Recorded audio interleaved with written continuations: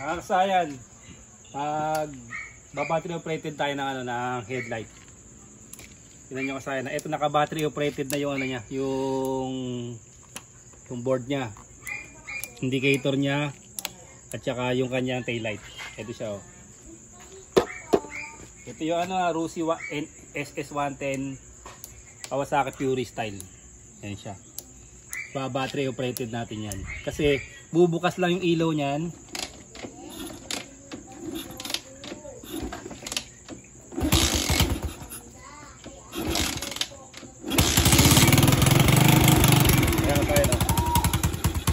Bubukas lang yung ilaw niya pagka naka-open yung makina. Madali lang to kasayan pagka magba-battery operated kayo. Saan na kaagad natin. Kuha lang kayo ng konting wire. Tapos dahil naka-open na siya, punta kayo sa regulator niya. Naka full wave regulator na siya. Punta kayo sa regulator niya kasayan ha. Dito. Hanapin nyo lang yung kulay red. Ito, red na may lining na white. Ito siya kasayan. Tatanggalin nyo lang to kasayan dito. Kung mayroon kayong relay, ilagay nyo lang to sa relay, sa number 87 ng relay. Para naka-relay na yung ano nyo. Kung mayroon na kayong nakakabit na relay.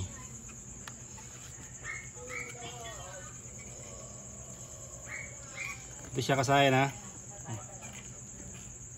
Ito jara. Ito kasayan no. Hugutin nyo lang yung ano niya. Ito sa Rusi Macho 175 ganito. Pero lahat siya. Ito naman headlight lang. Etong isa silyado nyo na ito, isa. Yan, silyado na to. Ito lang yung kukunin natin. Ito kukuha tayo ngayon sa may dito sa may ano lang, flasher relay. Kabila tayo. Ito. Ikot mo sa pakita mo yung flasher relay. Ito yung flasher relay. Dito tayo kukuha ng ano, yung kulay black. Ito yung black ako. Dito tayo kukuha ng accessory wire. Kung meron kayong relay, ilalagay nyo lang yung sa, ano, sa number 87. Abang lang kayo kasayan, magpa-power up tayo nito.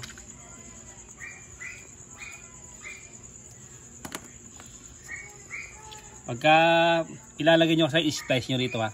Ito kasi re-ready pa natin sa power up to. Kaya hindi muna natin siya i-ano. Tutorial lang muna to kasayan. Susunod pa power up lines natin to.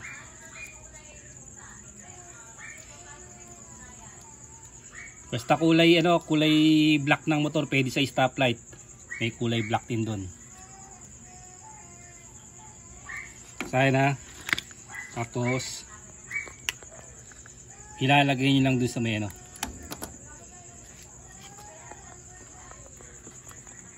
Palasutin lang natin. Hindi pa to fix kasayan ha. Para mabilis lang tayo. Ito rin pala kasayan kulay black ko. Ayan. Kulay black. Pwede rin dito kumuha. Pwede rito basta kulay black. Solid black. Yung accessory wire siya. Tayo sa kabila. Siya kasayan ano, ilalagay lang natin siya dito. Pwede ito kasayan na walang ano, na walang relay. Pero kailangan mo magpalit ng mga LED para mahina sa konsumo ng baterya. Ayan siya kasayan ha. Tapos bubuksan na natin siya kasayan. Okay na kagad siya. Ganun lang siya kabilis. Ganun lang siya kabilis i-battery operated. Oh, ito na yung ano niya. Oh. Yung SS110 na Fury style. Kung meron kang relay, ilalagay mo lang to sa ano. Ito lang siya kasayan na kung walang relay ha. Etong wire na to, kukunin niyo siya. Ito kasayan, ilalagay niyo yung isa nito sa relay. Yan. Ilalagay niyo sa relay para hindi kukurap yung ano. Yan, at duduktungan niyo kung saan nakapwesto yung relay number 87 ng relay. Ngayon kasayan, pag ganito yung ginawa nyo, kailangan kayong magpalit ng ganito.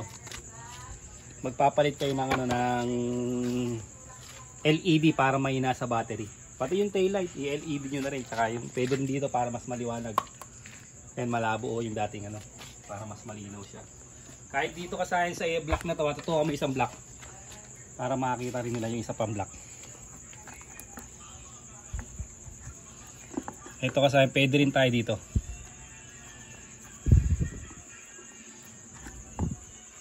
Para makakita nila na kahit saang block, pwede tayo maglalagay.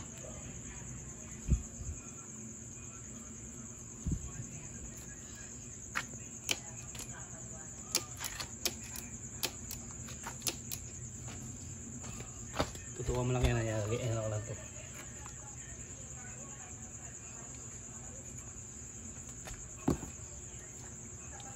Ito mga solid block.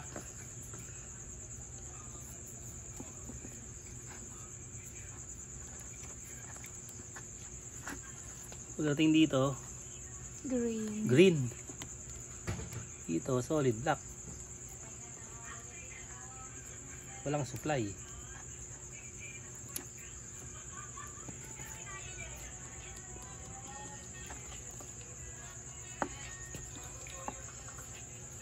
Ay, kulay green siya rito. Dito nyo lang lagay kasayan, no? Pwede rin sa stoplight nya. Ayan ron.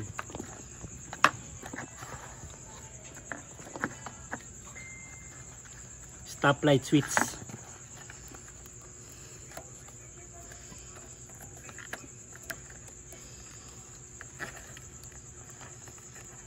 Ito. Solid black.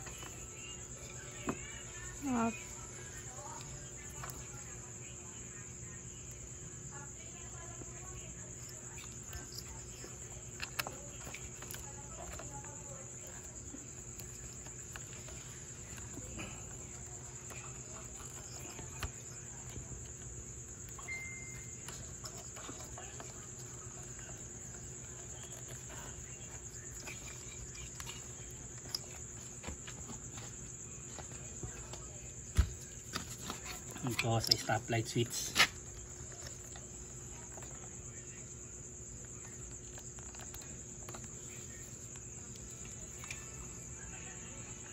Ayan siya kasaya, no? Meron? Opo. Meron siya. Solid black kasaya. Ito wala tong supply. Ibig sabihin tong ano, starter. Kaya pala hindi gumagana yung starter. Walang supply yung ano, yung isang black. Tapos pagdating dito, yun siya. Kulay green. Ganun lang kasayan yung pagpa-battery operated sa headlight ng ano. Para battery operated na siya lahat, pati yung kuwitan tsaka yung ano, yung harap. Hanggang dito lang mga kasayan. Salamat sa panonood.